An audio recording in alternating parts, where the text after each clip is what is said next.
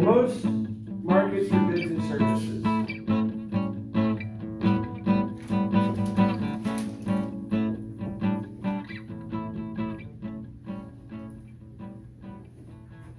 let's call this the market for shoes. Suppose that we're talking about a closed market, which is to say that there are no imports or exports. All of the shoes that are made in the United States get bought by people in the United States. All of the shoes bought by people in the United States were made in the United States. A closed market.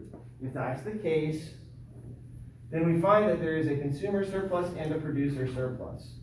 These are the surpluses from the number of shoes that do get exchanged. The consumer surplus is the area above the price and below the demand curve. The producer surplus is the area below the price and above the supply curve. We've done this before. It should be pretty straightforward. Now, what if everywhere else in the world shoes are more expensive than they are in the United States? What if the price of shoes in the rest of the world? What if the price of shoes everywhere else in the world is higher than the price of shoes in the United States? If we take that closed economy and open it up and allow for international trade, what should we expect to happen? This price line now sort of acts like a demand curve. The demand of the world for shoes. And at that demand curve, the point where producers would supply those shoes is here. So this is the quantity supplied by domestic producers of shoes. But how many domestic consumers are going to buy shoes? Since the price is higher, these people in the United States don't want to pay that much for a pair of shoes, so only this many pairs of shoes will be bought in the United States. The difference will be exported. And those will be sold in other countries. Now, what has happened to the surpluses as a result? Because consumers now are only going to capture this area of surplus. And you might need to draw these graphs a couple of times, like separate graphs, so to follow the logic all the way through. Of course, you can just watch the video and see how it goes. The producers, after the market has opened, capture this whole area of surplus. So they're taking away some of the consumer surplus that was being captured before, and they're actually capturing extra surplus that was not in the domestic economy before. So overall, the domestic economy is better off as a result of being opened up to exports, even though American consumers can't buy as many shoes. They'll buy something else instead. Are you with me? Okay. This is what happens if the price for the rest of the world of a good or a service is higher than the price in the United States or inside of the domestic economy. If instead we have a situation where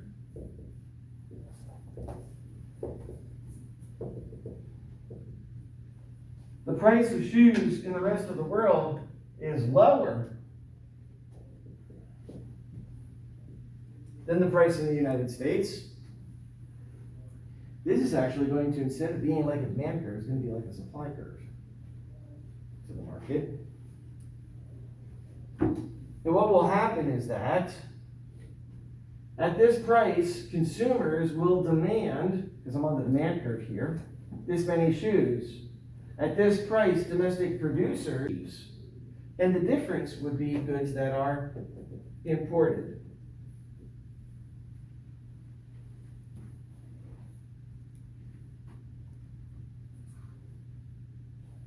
In the meantime, consumers now are able to capture this whole big triangle of surpluses, and producers only capture a smaller triangle.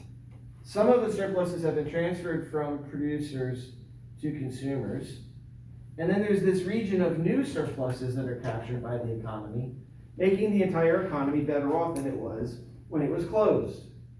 Different markets are specializing in their relative comparative advantages, making everyone better off. Not quite everybody, though. The producers are made worse off, aren't they? Now, does a producer have to make shoes? Like Nike, do they have to make shoes? They almost don't even anymore. They make all this other stuff besides shoes, in addition to shoes, right? So do we care what it is that a firm makes? No, a firm is like a legal fiction. It's not really a person. We don't love a firm. We might love a certain product, but we don't really love it, right? A firm can go ahead and make something else, but they don't want to. It would be too much work to do that. They don't want to do that. They're upset by this. This particular firm, I'll come to you when I'm done. Write it down so that I get to you, though. These firms, these shoemakers, are upset by this scenario. Their surpluses have been cut into. And so what are they going to do? They might appeal to the government for protection from foreign competition. That protection can take the form of a tariff. A tariff is like a tax.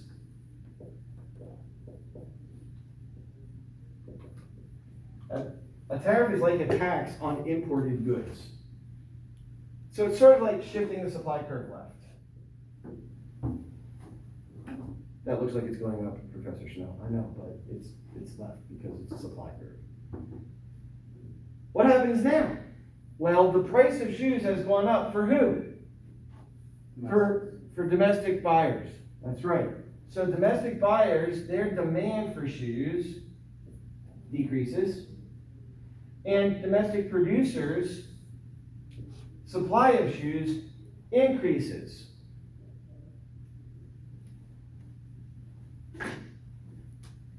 This is the new number of shoes that are going to be imported. That's our new imports.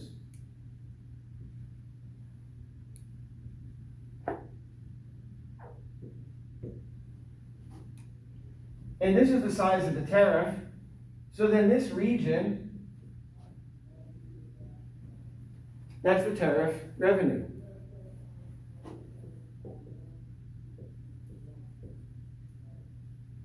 That's the money that the government gets. We're going to continue to assume that the government spends the money perfectly. Ha ha ha. But then we were left with a couple of different things going on here. Because in the past, this is the quantity of shoes that were purchased. But now some of those transactions have been foreclosed upon.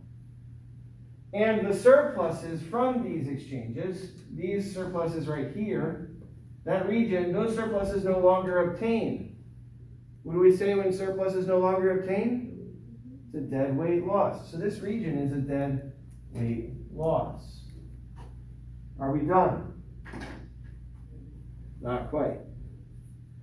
Because these surpluses right here are also no longer captured by anyone. Neither the producer, neither the domestic producer, nor the domestic consumer is capturing those surpluses. These surpluses are lost, and they're not even being captured by tariffs. What's happening here is that these shoes, this pair of shoes, this pair of shoes, this pair of shoes, this pair of shoes, are being produced using technology or inputs that are more costly than the technology and inputs that a foreign producer would have used to make those shoes. The costs of production for the domestic producer are higher than the costs of production for the foreign producer. Those costs represent real resources that have alternative uses. The resources that are being used to make these shoes could have been used to make golf clubs or more coconuts or a new Alabama Shakes record. Okay? Any of those kinds of things. But instead, these resources are used in an inefficient way, so we call this area wasted resources. It's not due to transactions not obtaining. Instead, it's due to resources being used inefficiently because now the domestic producer has an incentive to make those shoes. Notice, they charge the domestic consumer the same price as the foreign producer charge for their shoes. They've raised their price.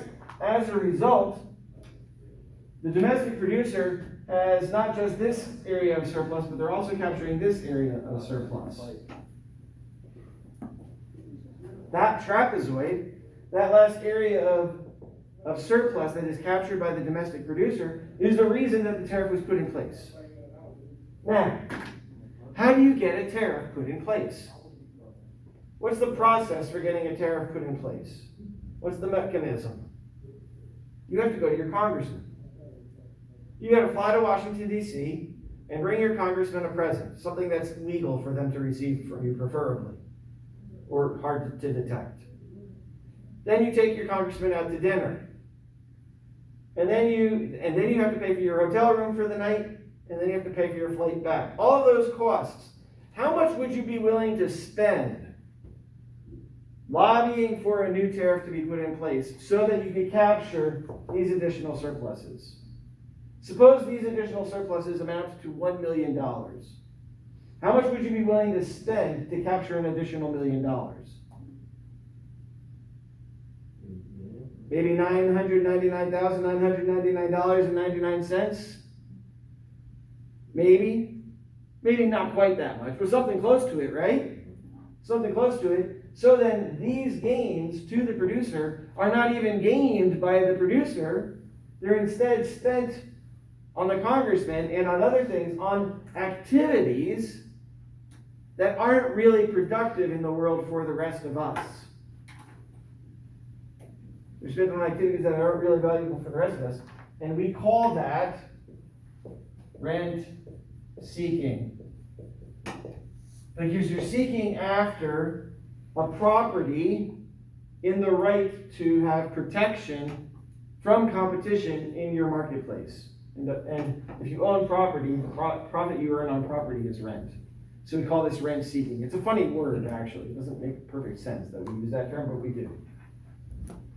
By the way, the theory of rent seeking has only existed since the late 60s, early 70s. It's one of the newer additions to economic theory. Rent seeking is like this. How many of you wrote a scholarship essay when you were trying to get money for college? Anybody write a scholarship essay? Yeah, sure, okay. And suppose that scholarship essay was going to give you $1,000. All right? Not a bad scholarship. You're going to get $1,000 if you win this scholarship. But you've got to have the best essay, right? Okay. How many other people are also applying for the scholarship? Let's say about 1,000. Let's keep it lowball. Let's say 1,000 people are applying for that scholarship. Okay? Now, how many hours did you spend writing your essay? Maybe 10? Give or take? 10 hours? How much time would you be willing to spend? It's $1,000, right? Suppose you get paid $10 an hour. You'd be willing to spend how many hours? Up to 100. You're not really going to. You're just going to spend 10 hours. All right? You spend 10 hours working on your essay, and so does everybody else. All the other potential students are also spending 10 hours, and all of them could have been instead working and earning $10 an hour. So you've got 1,000 people who each have given up $100 of actual income in pursuit of $1,000, and as a result, $100,000 worth of effort has been expended, all chasing the same $1,000. Oh.